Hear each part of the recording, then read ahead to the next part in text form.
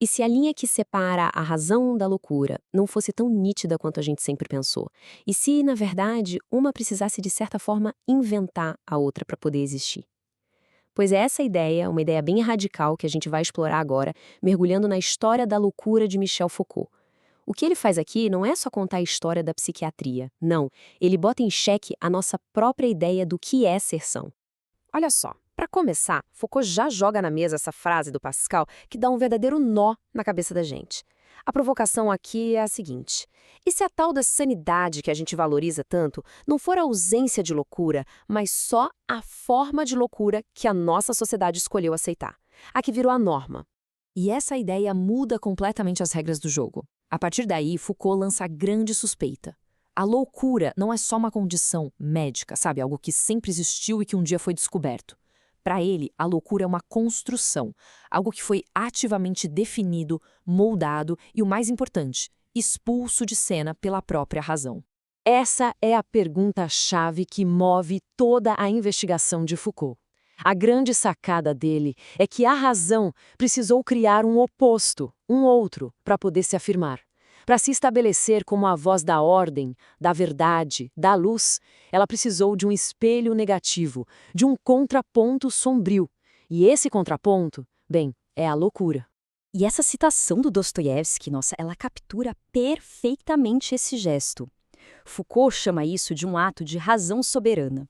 O que é isso? Basicamente, é o ato de apontar o dedo e dizer: aquele ali é o louco, portanto, eu sou são. É um gesto de poder, de força. Uma separação que, no fundo, só serve para estabelecer a autoridade da própria razão. Certo, mas como é que Foucault vai provar uma teoria tão ousada como essa? Ele não escreve uma história tradicional, com começo, meio e fim. O método dele é outro. Ele se transforma numa espécie de arqueólogo intelectual. Em vez de estudar os livros de psiquiatria, ele pega, metaforicamente, uma pá e um pincel para escavar o silêncio que veio antes dela. O ponto central aqui é essa ideia de um diálogo rompido. Foucault defende que, num passado não muito distante, razão e loucura conversavam. Eram como que duas faces da mesma experiência humana. A arqueologia dele tenta encontrar um momento exato em que essa conversa foi interrompida, em que a razão parou de falar com a loucura e passou a falar só sobre ela, transformando a loucura numa coisa, num objeto a ser estudado. Porque antes dessa ruptura, essas oposições todas não eram tão preto no branco assim. A loucura, ou a desrazão, como Foucault prefere chamar, tinha sua própria sabedoria, suas verdades trágicas. Ela era uma voz no mundo, ligada à noite, aos sonhos, ao caos. A razão ainda não tinha esse monopólio da verdade que tem hoje. Havia uma tensão, um debate. Tá, então esse é o ponto da virada. Mas quando? Exatamente esse diálogo foi silenciado. Quando foi que a razão deu esse golpe, por assim dizer, e se declarou a única voz legítima, a única que tinha permissão para falar? Foucault aponta para um momento histórico bem específico. Um corte que ele chama de cesura. A palavra é forte de propósito. Não foi uma evolução lenta, uma transição suave. Não. Foi um corte seco. Uma fratura que abriu um abismo entre o pensamento racional e tudo aquilo que, a partir daquele momento, seria jogado na vala comum do não racional. E a consequência disso é gigantesca. A loucura perde a voz. Ela é calada, não pode mais se defender, não pode mais se explicar nos seus próprios termos. Ela se torna esse objeto mudo, e é sobre ele que a razão vai construir todo o seu prédio de conhecimento. A psiquiatria, na visão de Foucault, nasce exatamente desse monólogo. E essa divisão toda não ficou só no mundo das ideias, não. Ela ganhou tijolo, cimento e grades. Foucault identifica um período histórico que ele batiza de a Grande Internação, que foi quando essa separação se tornou física, concreta. Se a gente bate o olho nessa linha do tempo, a mudança é nítida. No Renascimento, a loucura circulava, tinha até um papel social, como o bobo da corte, por exemplo. Era visível. De repente, ali em meados do século XVII, tudo muda. Começam a surgir por toda a Europa essas casas de internação.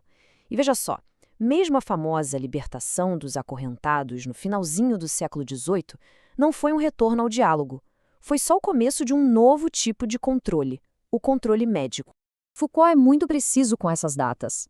A criação do Hospital Geral de Paris, em 1657, não foi um ato médico preocupado com a saúde das pessoas.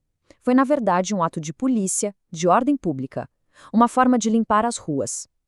E a liberação de 1794, que parece um gesto super-humanitário, na prática selou o destino da loucura como doença mental, algo a ser tratado e curado pela ciência da razão. Isso aqui é fundamental para entender. Nessas primeiras instituições, não estavam internados só os que eram considerados loucos. Estavam lá os pobres, os desempregados, os libertinos, os rebeldes, enfim, qualquer um que não se encaixasse na nova ordem burguesa de trabalho e produtividade. Foi um grande ato de limpeza social que traçou uma linha física brutal entre o cidadão razoável e todo o resto que era considerado indesejado. Ok, então a loucura foi silenciada, confinada, medicalizada. E daí? Qual foi o resultado final de todo esse processo? Qual foi o preço que a cultura ocidental pagou por essa nova soberania da razão? Essa é provavelmente a tese mais bombástica de Foucault. As ciências a psicologia, a psiquiatria, que dizem nos dar a verdade sobre a mente humana, só puderam nascer porque o seu objeto de estudo já estava dominado, enjaulado e principalmente em silêncio. Elas não descobriram a verdade da loucura, elas construíram uma verdade sobre o silêncio dela.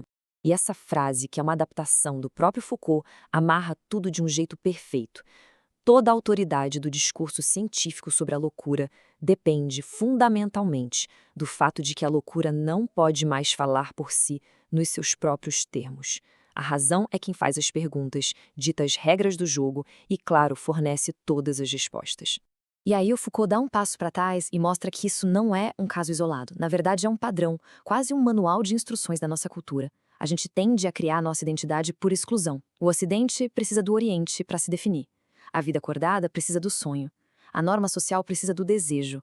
E na base de tudo isso, a razão precisa da loucura. São as fronteiras que nós mesmos desenhamos que nos dizem quem nós somos. E todo esse raciocínio nos deixa com essa pergunta que é impossível de ignorar. A análise de Foucault não é só uma peça de museu, é uma ferramenta para a gente usar agora.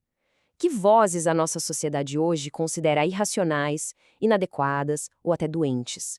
Que tipo de experiências e de pessoas a gente empurra para as margens para manter a nossa sensação de ordem, de normalidade? O gesto da divisão continua acontecendo e a arqueologia de Foucault nos deu um mapa para enxergá-lo em ação.